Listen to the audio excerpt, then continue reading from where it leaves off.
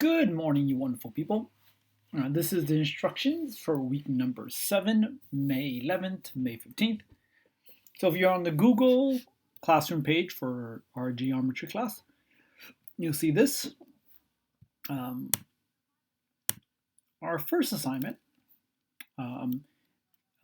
you're going to be, if you click on this right here, and you open it, 2 fingers, open a new tab, it'll open this right here. So this is where it is in the book. These are the learning goals for this section. So for this is 4 pages long, and each page sort of looks the same. Each page will first tell you to draw something on the circle. Obviously, you can just draw the circle on your own sheet of paper, and you can just do it on your own sheet of paper and turn in the picture. It says tells you to draw something and then asks you to figure out a mathematical property based on your drawing. What do you think it looks like is true? The same thing for page 2. Tells you to draw something, asks you some questions.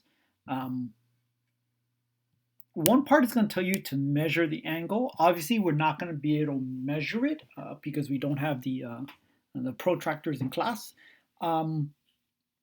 So you're sort of going to guess the relationship between these two angles and then create an equation based on that guess. Number 3, same thing. Draw something. What do you notice? What mathematical properties do you think is true? Same thing over here. We're going to actually go over this. We're going to do this together in class on Tuesday. I would obviously, I would personally just wait for us to do this in class together. I think it'll be much clearer. Okay, so that's for exercise number 1. Number 2, so basically the things you learn in this very first exercise, you're going to use in practice problems number 2 and assignment number 3. So practice problem number 2, if you open it, it gives you this and just asks you some questions. In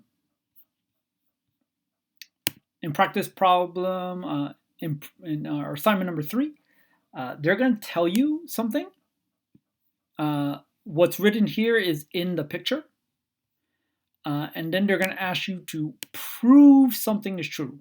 In this particular case, they're telling you to prove that dB is congruent to AC. And so you're going to use this information plus what you know already to prove that dB and AC are congruent. Same thing for the other ones. Here they give you the thing in words. They don't actually have a picture with it. They tell you to draw a picture, and then they ask you to prove something. Here they have the words that describe this picture, and then they ask you to prove something. And for all these, you're going to be doing a 2-column proof. So here you're writing a statement, and next to it you're writing the reason you think this statement is correct. Okay. I would like you to try this problem, this proof assignment number 3 before Thursday. We're gonna then take questions on this particular paper on Thursday. Hope you guys are having a great beginning of your week. I hope you had a nice weekend.